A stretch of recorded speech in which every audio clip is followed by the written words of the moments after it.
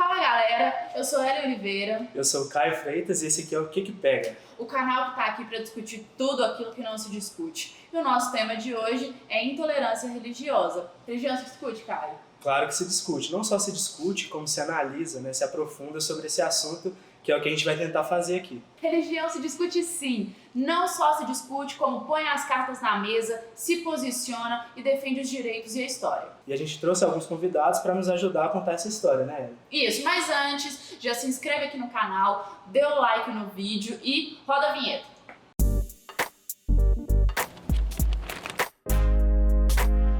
Então, para começar a contar essa história, a gente tem que remontar as origens do Brasil.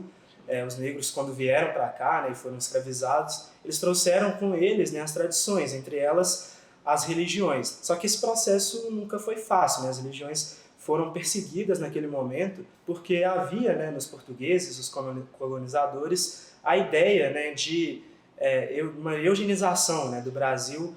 A religião fazia muito parte daquilo, Queriam implantar uma religião primordial que era o catolicismo, Bom, o tempo passou e a repressão ela pode ter mudado de figura, mas ela não acabou. Tanto que em torno da década de 40, 1941, Getúlio Vargas ainda era presidente do Brasil. Foi quando foi criada a Lei da Vadiagem, onde ela criminaliza atos de cultura afro-brasileira, como o samba, a capoeira e, inclusive, cultos religiosos de matriz africana. E essa lei, ela existe até hoje, porém ela não é muito aplicada. Não é tão aplicada como antes, mas a gente fala isso justamente para dar essa ideia de que a repressão, desde lá do início, da chegada dos portugueses, passando pelo tempo do Estado Novo, da época do Getúlio, e até hoje, que a gente vai ainda se aprofundar nisso durante esse vídeo, mas a repressão foi mudando de método, mas realmente nunca acaba.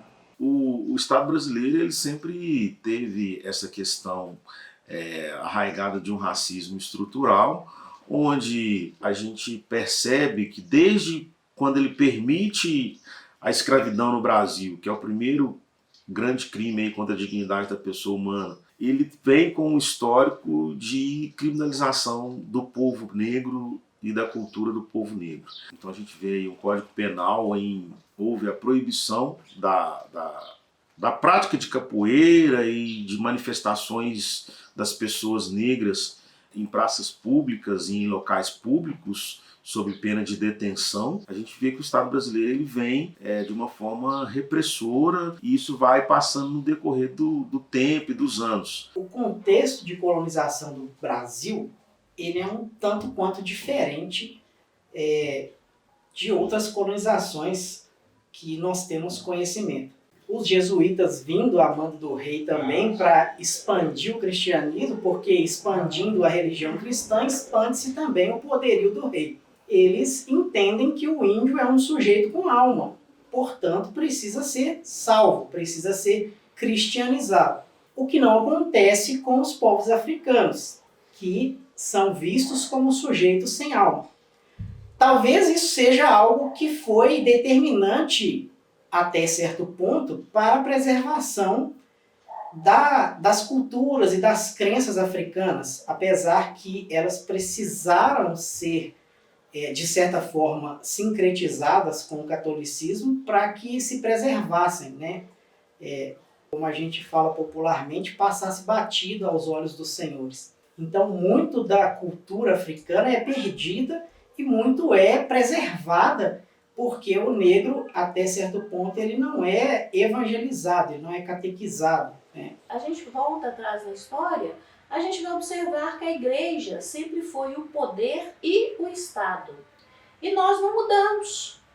Então aquilo que não encaixava no perfil da igreja, não é de Deus não, da igreja, então era contra a igreja. E isso, infelizmente, continua até hoje. Nós literalmente não evoluímos nada. Alguns casos recentes de violência religiosa que ganharam capas de jornais, foram muito falados na mídia, mostram como simples fato de cultuar religiões de matriz africana é carregado de muito perigo, perigo para a integridade física mesmo das pessoas que praticam essas religiões. Isso tudo mostra, juntando com o contexto que a gente explicou, histórico, mostra que essa religião, como a gente vai falar mais para frente aqui também, né, ainda é uma intolerância religiosa, mas que também pode ser chamada de racismo religioso, porque pela questão, né, pela história, carrega toda uma questão racial. Na nossa sociedade brasileira, a gente tem visto a ocorrência dessa discriminação a partir das religiões mais intensa das religiões de matriz africana, né? Em junho de 2019, o site Gênero e Número publicou uma reportagem muito interessante, onde eles coletaram vários dados que comprovam que as religiões e culturas de matriz africana têm um foco muito maior na intolerância religiosa. Casos de intolerância religiosa contra religiões de matriz africana são a maioria no Disque 100, 59%, enquanto 20% a religiões evangélicas, 11% a espíritas, 8% a católicas e 2% a ateus. Onde que a gente mais sente esse preconceito, essa perseguição é na dúvida. Porque muitas das vezes a pessoa chega para você achando que você vai fazer um milagre. Ou então que você tem um orixá, um deus escondidinho que vai bater a coisa e fazer um milagre. E não é por aí. A questão maior é a falta de conhecimento. Olha, eu falo que é uma agressão a nós mesmos e às nossas origens, né? Então eu falo aí entra uma coisa chamada crença, né? É muito difícil destruir uma crença. E se a gente voltar lá atrás, no passado, a gente vai ver que essas perseguições, elas sempre existiram. Sempre existiram porque aquilo que não enquadra no perfil que o homem criou de crença, de fé e de Deus, então é obra do demônio.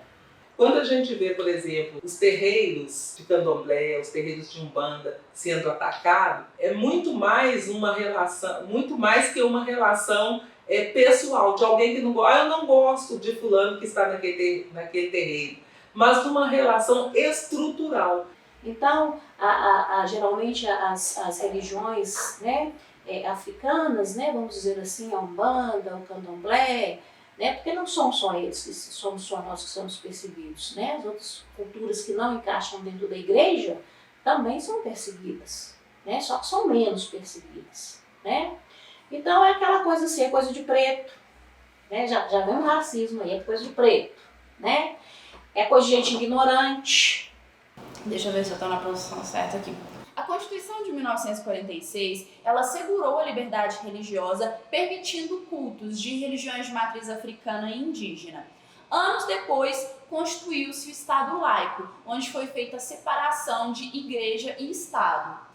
Mas a gente sabe que esse conceito do Estado laico, né, ainda é alvo de muita discussão, né, tanto no Brasil quanto no mundo inteiro, né. Falando de Brasil, né, em 2018, infelizmente, todo mundo sabe, Jair Bolsonaro foi eleito presidente. Ele trouxe com ele toda uma narrativa, né, em relação à religião que obriga a gente a discutir esses assuntos.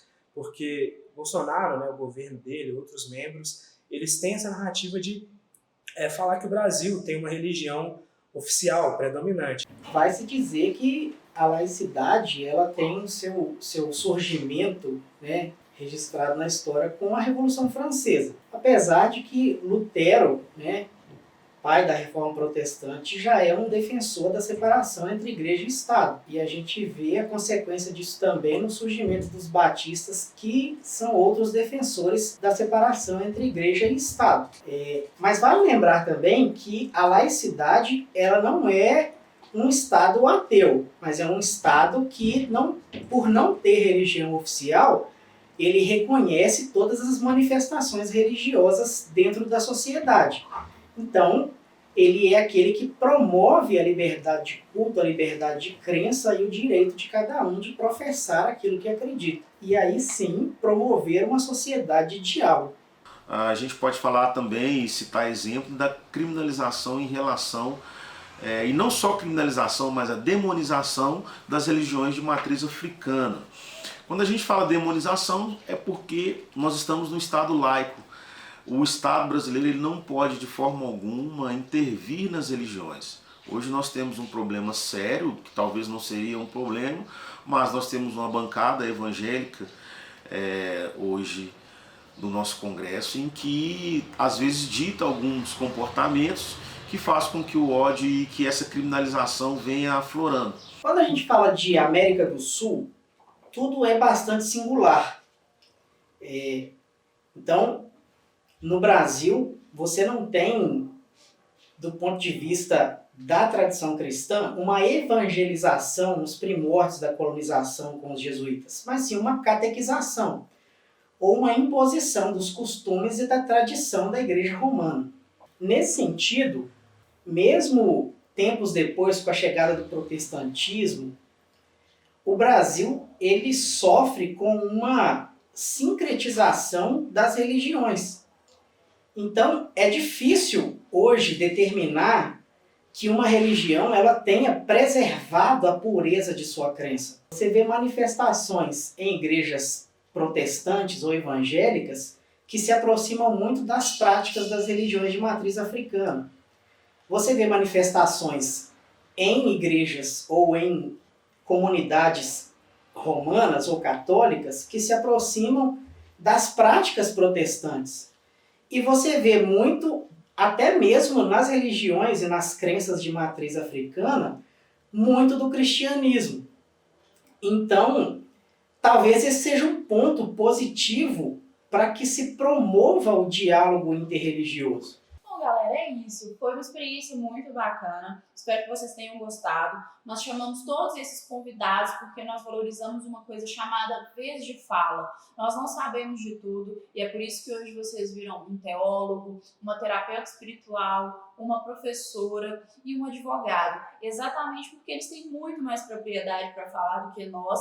E vez de fala é muito importante, né, Caio, quando se trata de racismo. Eu não sou a melhor pessoa para falar, mas eu sou uma pessoa que devo me posicionar e eu estou aqui para isso. O Caio tem mais propriedade para falar do que isso, do que eu, no caso, e por isso nós trouxemos essas fontes para vocês. Sobre religião, por exemplo, eu sou agnóstico, então eu não estou em nenhum dos dois lados.